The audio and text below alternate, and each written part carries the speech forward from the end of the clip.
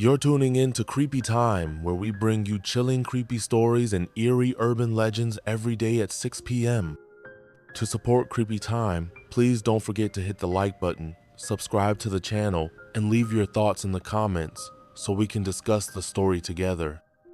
Now, let's dive into today's tale, If Your Voice Stops Echoing.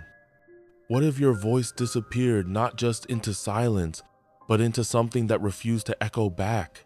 Not like a trick of sound, or a canyon refusing to play along. I mean something deeper, something watching. My name doesn't matter, who I was back then. Just a quiet kid 8 years old, full of questions I never dared to speak aloud. But what happened on that one road in the Midwest changed my life and maybe kept me alive. I wasn't mourning my grandfather's passing, not really. That might sound cold, but grief's a strange thing. Sometimes your tears dry up years before the person dies. What hit me hardest after his funeral wasn't sadness, it was responsibility, a pressure I couldn't shake. I needed to tell someone the truth of what happened that day. Because if I didn't and it happened again, let's just say if your voice ever stops echoing, I want you to know why. It started like something out of a Norman Rockwell painting. A kid, his granddad, and a fishing trip on a sunlit day. My dad was supposed to come along, but a last-minute call from his office made him cancel. It turned out to be the first time I was ever alone with Grandpa, and maybe that's why everything stuck so clearly in my memory. The sun filtering through the truck window, the old tackle box clinking softly in the back seat, the way Grandpa drummed his fingers on the wheel to some AM radio tune I didn't recognize. But most of all, the silence. Not the uncomfortable kind, just measured. He wasn't a man of unnecessary words, and I was too shy to fill in the gaps. So I watched. Grandpa had a way of carrying his words like they were heavy tools. He never said anything lightly. Even when he told me about different fishing lures, or how bass preferred cooler shadows, it sounded like scripture. He spoke with the same authority my dad used with me, and that gave me a strange comfort, like I was part of some long chain of men, passing knowledge down like ancient torches. But if I'd known how literal that torch would become, I might have paid closer attention to what he wasn't saying. After lunch, we packed up and headed back to the truck. The trail cut through a narrow gorge walls of jagged limestone rising up like clenched fists. It was beautiful in that sharp, unforgiving kind of way the Midwest often is. While Grandpa loaded the gear into the truck, I wandered back down the gorge alone. I remember loving how our voices echoed through those stony walls earlier. It was one of the first things that made me laugh that day. So I tried it again, but this time my echo didn't return. I shouted, "Hello!" Nothing, not even the ghost of my voice bouncing back. Thinking I didn't speak loud enough, I yelled again louder, still nothing. Each time I called out, it felt like my voice was being swallowed, not by air, but by something deliberate. I wasn't scared. Not then, just confused. Kids rationalize weird stuff fast. Maybe Grandpa's voice echoed because it was deeper. Maybe the gorge was just being weird today. But I couldn't shake the feeling, something subtle, wrong. Like I was being heard, but not answered. Back in the car, I finally told Grandpa what happened. Why didn't my voice echo? It was 3:22 p.m. exactly. I remember that because the truck's analog clock flipped like a clapboard in a movie right before I asked. Outside, the clouds drifted lazily across a perfectly blue sky. Inside, something shifted. Grandpa's knuckles turned white around the steering wheel. His eyes, normally droopy and calm, snapped wide open like he'd heard a gunshot. He didn't answer right away. Instead, he reached into the glove compartment and grabbed something, a bag of jelly beans. "Eat all of them," he said, handing me the bag. I blinked. Was this a treat? A weird punishment? Why? I asked. Because I said so. He barked not mean, but with an urgency I'd never heard from him before. Then, without looking, he reached between us and pulled out his old thermos. Drink this. I sniffed it. Coffee. I'm not allowed to have caffeine, I said instinctively. Mom said. Your mom will understand, he said flatly. Drink it, all of it. There's something terrifying about seeing someone you thought was unshakable suddenly not okay. So I ate the jelly beans and drank the coffee. It was bitter, so bitter I gagged. But I didn't stop because his voice didn't give me room to disobey. Grandpa stared at the road, but his eyes kept darting to the horizon, like he was tracking something invisible.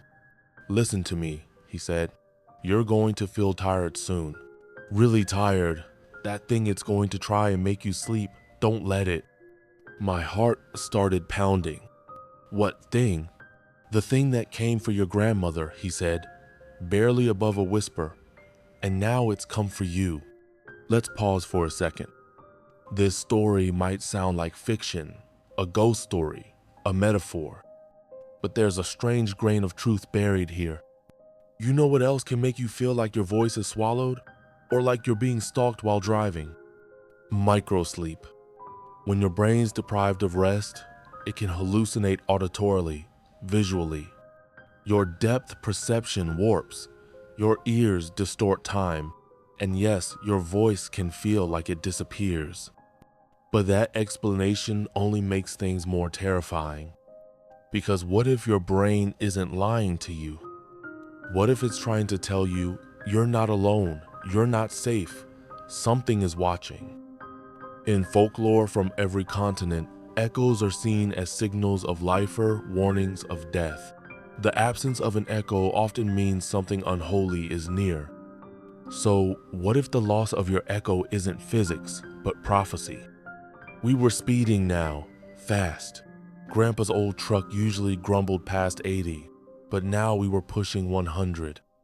I clung to the armrest as the trees blurred past. I looked out the window and saw it. At first, just a speck. Then a shape. A dark form pacing us across the hills. Long limbs, bare feet, moving faster than any human could. And it was watching me. I turned to Grandpa. He nodded just once. He saw it too. Between dusk and darkness, the road becomes a twilight mirror everything speeds by, but inside your head, time slows. With every mile, certainty falters. That's when I realized someone or something was running with us, and it was intent on staying close.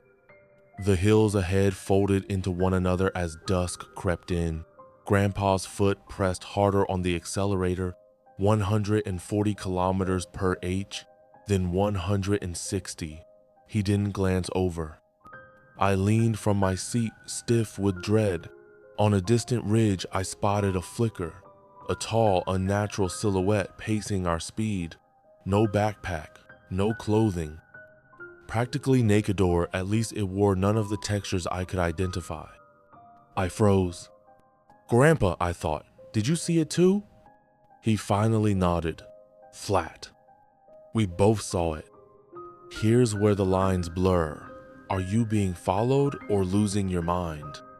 There's a medical phenomenon called microsleep, subtle, fleeting brain naps that last seconds, yet they can spiral into distorted realities.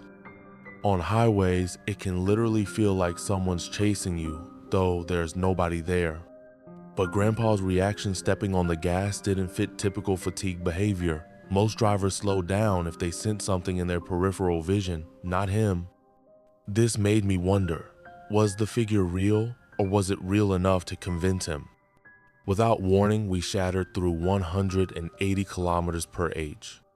It wasn't just speed, it was breakneck. The truck strained, tires screamed. The engine roared like it was dying, but Grandpa drove on. The black hill figure stayed pace, unblinking, steady.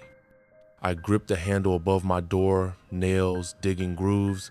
The road was empty, except for us. But it no longer felt empty. A recent study on real-world driving found that 38% of fatigue-related accidents were preceded by perceptual distortions, visual illusions, phantom shapes, even imagined roads. ResearchGate.net. These aren't isolated hallucinations. They're startlingly common, especially under high stress.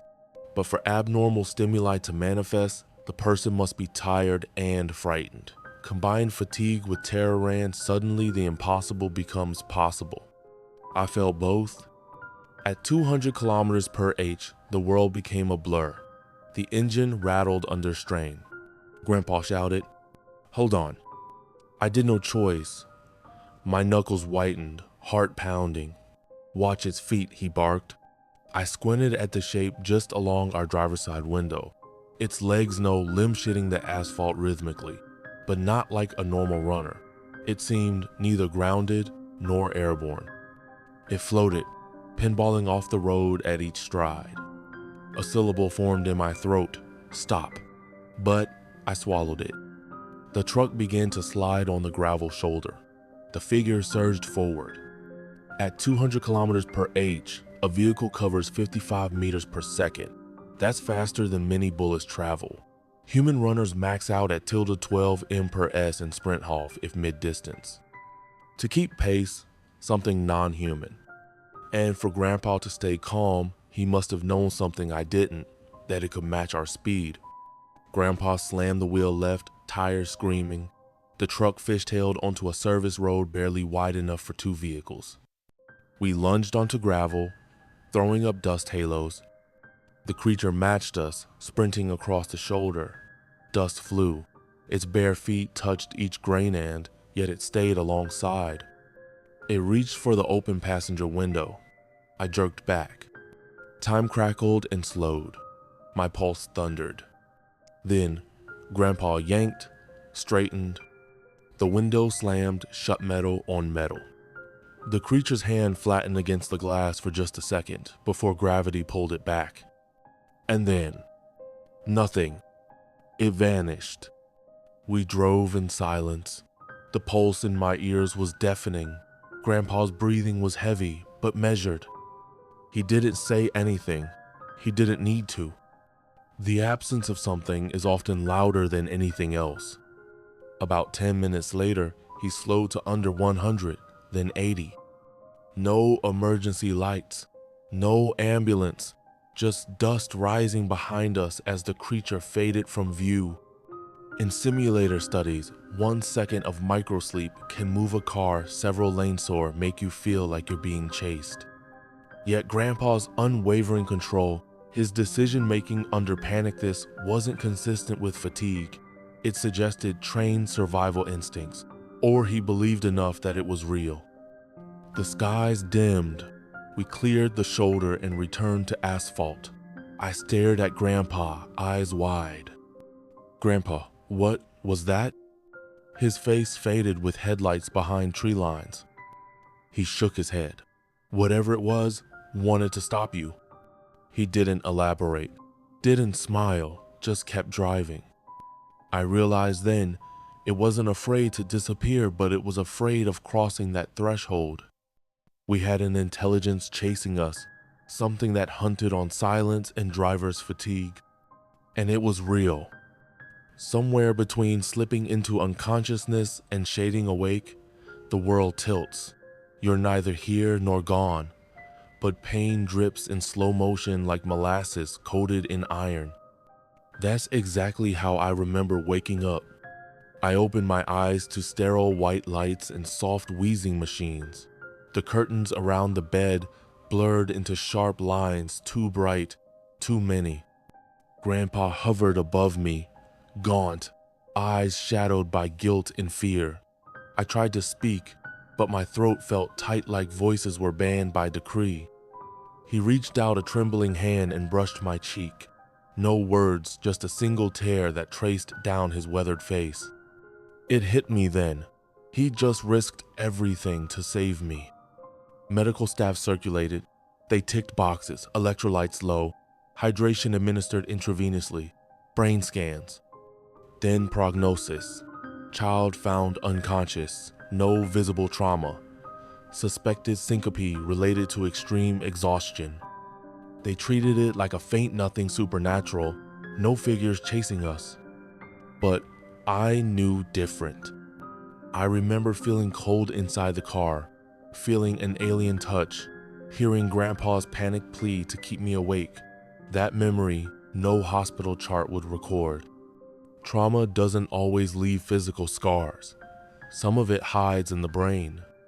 Psychologists call it dissociative amnesia, the mind's defense mechanism, wiping or altering memory to protect you from unbearable fear. I remember only snatches. Grandpa remembers only my pressing silence, my silent pleading. The creature vanished, but the echo stayed gone. Over the next 3 days, I drifted in and out. On day 2, I heard Grandpa whisper to a nurse. "They felt it," he said. "Felt what?" the nurse asked. He didn't answer.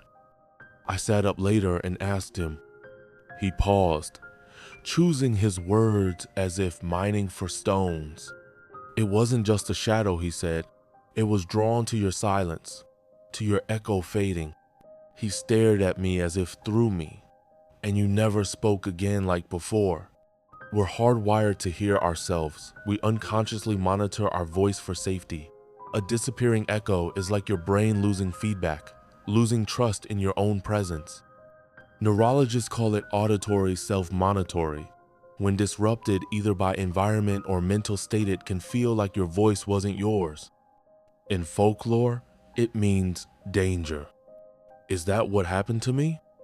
I grew up a quiet kid, but after the hospital, I became quieter. I read body language instead of making noise. I became aware. If I didn't feel heard, I wasn't alive. But that also saved me. Because if my echo had returned too soon, if I'd laughed, screamed at cartoons, talked as normalit, might have brought the thing back. My grandfather never fully explained the why, but he left one crystal truth. Never drive when your inner voice is flat. If you hear your echo falter, stop. Turn back. Let your breath catch before your heart does. It became our mantra, the unspoken line between life and whatever we'd seen. He died a few months later, natural causes, they said. When he passed, I didn't cry. I understood better than anyone that grief comes in waves, not floods. His lessons, though, those continue to echo.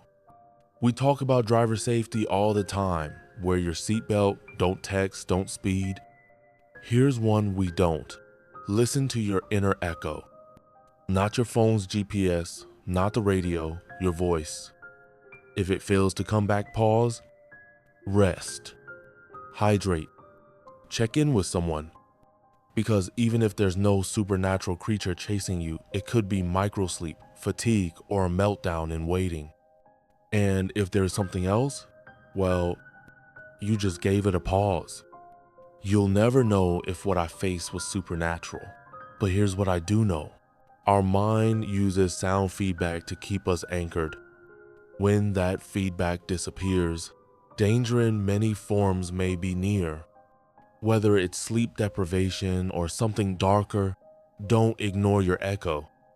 When your world grows silent, when you stop hearing yourself, it's time to stop driving. Step out, breathe. Because some things chase harder than fatigue.